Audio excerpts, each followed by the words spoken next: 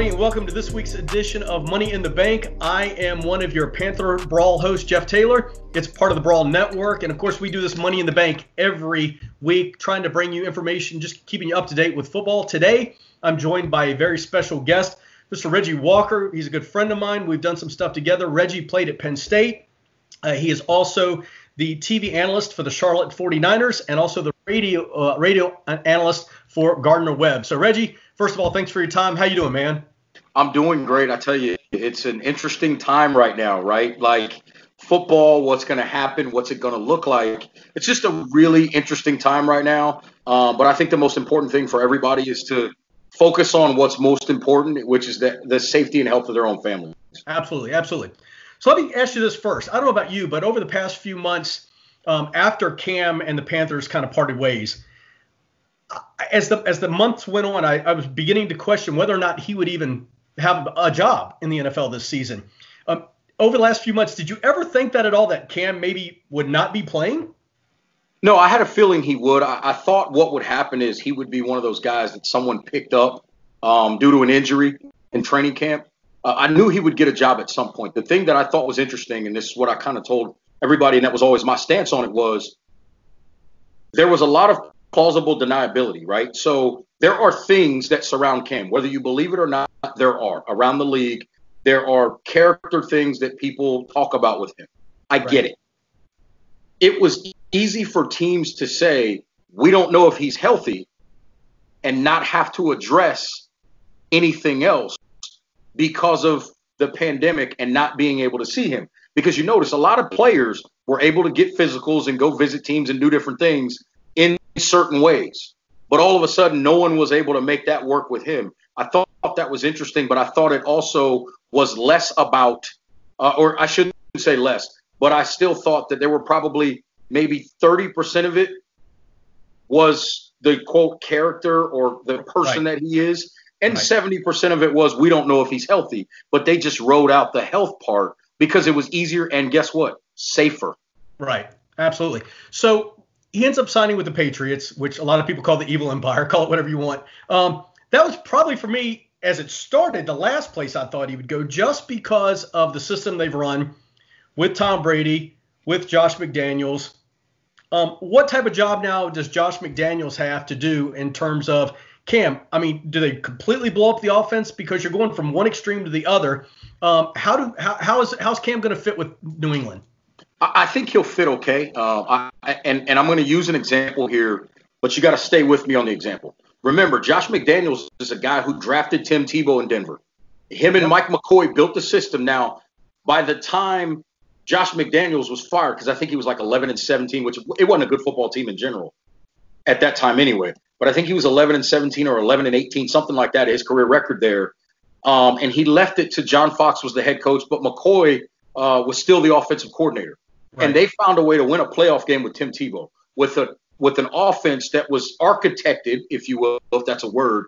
The architect of that offense was Josh McDaniels along with McCoy. Right. So that tells you right there that Josh McDaniels can figure out ways to win. Think about it. At one point, they were playing with Randy Moss, pushing the ball down the football field. Then they went to all the tight ends with Aaron Hernandez and Gronk, and they were throwing the ball to the tight ends in the intermediate game.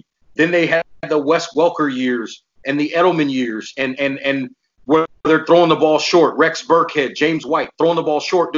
So they do whatever works for their personnel. My only concern is, and I've said this to some people, and look, I'm not going to question that Cam has an enormous skill set if he's healthy. But the one thing I've always wondered was his ability to process information. This is an offense in New England that at one point, remember, an all-pro in Chad Ochocinco, whatever his name is now, couldn't pick up the offense. And I remember a couple of years ago, right here in Carolina, where the headset communication went out. And Cam Newton, they had to take a penalty because he could not call a play on his own. Right. And to me, you're a quarterback of an organization. He'd been here since 2011, #1 pick in the draft, MVP, Super Bowl appearance in 2015. I don't care who the offensive coordinator is. You have to be able to at least call an off-tackle running play from the top of your head. So that concerns me a little bit, because if he had that kind of an issue in an offense and in a game, how is he going to pick up what many say is a complex offense that Josh McDaniels runs? Now, at the same time, does he have the skill set to do a lot of the things that they're going to want to do? Absolutely. They're still going to get the ball out quickly. They're still going to make sure his completion percentage is higher than it generally is by getting the ball out quick, creating matchups. One thing that I feel like the Patriots do better than most football teams, they use motion on offense to get information. Some people just use motion because that's what the play is called. The Patriots use motion to get information. Are you in man? Are you in zone? Are you sliding? Are you changing gaps on your defensive line based on the run strength? They're looking at all of that to get information, and then they all know what their side adjustments are off of that. Got it. So one final question regarding Cam, and then we can move on. But two parts, actually. Does Cam start week 1? And the second part of it is, who has the better season? If he starts week 1 and plays all 16 games, whatever the season may look like, who has the better season, Cam or Tom Brady? I'll answer the second one first. I think it's going to be Tom Brady, and here's why. Mike Evans is 6'5". O.J. Howard, Cameron Brate, Rob Gronkowski. They got another big receiver down there, Chris Godwin. Yep. You start looking at all those weapons, and you go, all you got to do is get rid of it. Right. Just get rid.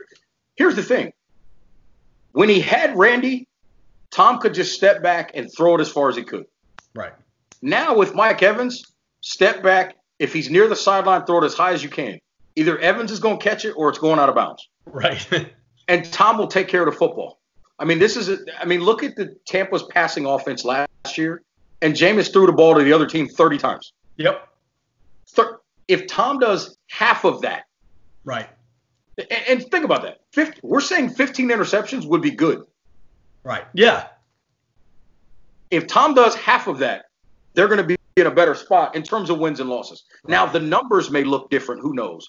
But I also don't think Cam has as many guys in New England that you can throw a 5-yard pass to, and they're going to turn it into 80. James White could do it. Maybe Edelman here or there, but that's about it. There's no one that flat out scares you with their straight line speed in the receiving core of New England consistently. Now, N'Keal Harry, we'll see what he becomes, but they're still waiting on him a little bit. Mohamed Sanu's a good football player, but I'm not sure that the New England has a number one, and I think that's their issue. Who's the number one? Who's the guy that Cam can lean on? Now, as it relates to him starting week 1, I think it's going to be interesting. I think because right now there's some discussion out there that we're not going to have a preseason. I think that hurts Cam. If there's no preseason, that's a problem because he's not going to have a chance to really get in there against, for lack of a better term, live fire in practice and really get a chance to see how he reads things and reacts to things. So I think it'll be tougher for Bill Belichick to install him as the starter day 1 if that is the case. I'm not saying it won't happen, but I think as long as there's no preseason, I think we're closer and closer to Cam not being the day 1 starter. Right, which kind of helps segue into the rest of this conversation. Another couple questions for you. So let's say there is no preseason. Right now they've gone from 4 games to 2, but let's say there's no preseason whatsoever. You look at the Panthers. They are young, well, especially on defense. How tough is it going to be on Matt Rule as a first-time head coach in the NFL if there's no preseason, you've had no OTAs, no mini camps? How tough of a job does Matt Rule have in front of him if there's a season but there's no preseason? How tough is it going to be for him? I don't know if there can be a tougher job, particularly defensively, because they're young. And I've said this is a football team that, and I always believe this, you draft defense and you go get free agents on offense. And the reason why is because offensive guys, you need to know that a guy can process the information. If he's been productive elsewhere, chances are he can process that information. Defensive players, it's about development, staying in a system, and continuing to grow. So you want to get them younger. And plus, there are more positions of financial premium on offense than there are on defense. Right. So it's easier to build in the draft because if you find a pass rusher and a corner in the draft, everything else can be young piecemeal guys and they can figure it out. You don't have to pay 8 guys on defense. On offense, you got to pay the quarterback. You have to pay your number one receiver. You have to pay a left tackle. And at this point, you got to either pay a tight end or a running back too, or you're going to get beat. Right. So the math says I'll go draft defense. And so I like that. But what happens is they're going to need that time to gel and grow together. What I do like is the linebacking group. Because you have a group, and whether they go back to a 4-3 or whatever they do with Brian Burns and all these different pieces, remember, Christian Miller played pretty well for them coming off the edge last year. Right. Brian Burns can play off the edge. He had some good moments. That defense, you've got Shaq. You know his versatility. You know his speed sideline to sideline. And then, oh, by the way, you go pick up Whitehead from the Raiders. I don't care who you are. You lead your team in tackles in the NFL, you're a pretty good football player. Yeah, so absolutely. That kid is not a bad player. So I think defensively they've got something to – I'm not suggesting they have Luke. Right. But they have a good group of linebackers I think that they can build around and a young defensive line that they can add to. I love Yetur Gross-Matos, and I know most people are going to be like, well, of course you would say that. You're a Penn State guy. Well, here's what I can tell you. Most people will tell you if you go back and look at what's happened with the Panthers, they will tell you that they wish they would have paid KK and Star. Right. And some of the comparisons I've heard about Yetur Gross-Matos are he's a star type of player. Well, guess what? That's a positive. You got Derek Brown also up front who can be a disruptor as well. So all of a sudden you start adding these pieces. If Brian Burns develops and becomes the edge rusher you want, Christian Miller we talked about as well, all of a sudden you've got some pieces that you can get after the quarterback a little bit and allow that younger secondary to figure some things out. Got it. Cool. One final question for you. So in terms of the offensive side of the ball, you bring in Teddy Bridgewater. I personally think that this is going to be a competitive football team, especially on the offensive side of the ball, because I think you've got a guy who has proven he can win football games. He knows that division. How much confidence do you have in Teddy Bridgewater this year leading that offense? I actually have a lot of confidence in Teddy. I'm a big Teddy guy. I've told people I first met. I'll tell you a story. I first met Teddy Bridgewater in Charlotte, actually. Louisville was here to play in the Belk Bowl. They played NC State. Yep. And their running backs coach at the time and special teams coordinator was a guy by the name of Kenny Carter. He was the wide receivers coach at Penn State when I was there. So that was the connection. Had a chance to talk to Teddy. His maturity and his knowledge of the game was already up here, and it's done nothing but grow. It's unfortunate for him. Everybody felt like the corner was turned the year he got hurt in Minnesota. He's come back from that injury. He played well with the Saints last year. And so I think it's a good fit. And if you actually do the math, he's making a little bit more, right, than Patrick Mahomes over the next couple of years. Right. Ironically. Right. No, yeah. What that contract is. So I think Teddy's going to be a solid quarterback for them. I think the key is, and we know this, the offensive line has been horrendous the last couple of years, which is why Cam is no longer here. It's simply put, because if Cam were healthy, they would have been better. Right. And if they would have been able to protect him, he would have been healthy. So the math says that's part of the reason Cam is not here. I think if the offensive line is better and improved with Teddy Bridgewater, I think they'll be a pretty good offensive team. I love the addition of Robbie Anderson. Gives them a bigger target to go with DJ Moore and Curtis Samuel, because I will say this. People can say what they want, but one of the things that hurt Cam eventually, and I know people around here don't love this name I'm about to bring up, but when Kelvin Benjamin left, and then and you add in I'm thinking of the big guy who went to college at Michigan. Now I'm drawing a blank on his name. The other big receiver. They had the big receivers here. Yeah, that's how important he was. They had 2 6'5" receivers. And when you're a quarterback like Cam that often throws the ball high, a 6'5" receiver helps you.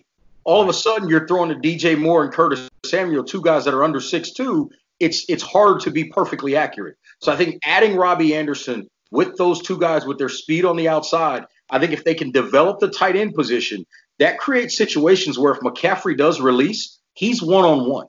Right. Because you can basically turn Robbie Anderson into what Minnesota did years and years ago. I'm not calling him Randy Moss, but he's got the height and the speed to take 2 safeties with him. You let DJ and Curtis play one-on-one with corners. And now, whether it's Ian Thomas or whoever at the tight end position, they can work the middle of the field against a linebacker, and McCaffrey's one-on-one with a linebacker. That's the scenario that you want. Every single day and twice on Sunday. Absolutely. Hey, Reggie Walker, thanks for your time, man. I greatly appreciate it. Best of luck with everything you're doing with the 49ers, Gardner, Webb. Our friendship, dude. Stay safe. I'm hoping and praying there's football. I'm starting to doubt a little bit more, but, let's just keep everybody safe. And if we have to put it off to spring or next year, it's better that we have it at some point than not at all. But blessings to you, man. I appreciate your time. And everybody out there in Pantherland, until next time, keep pounding.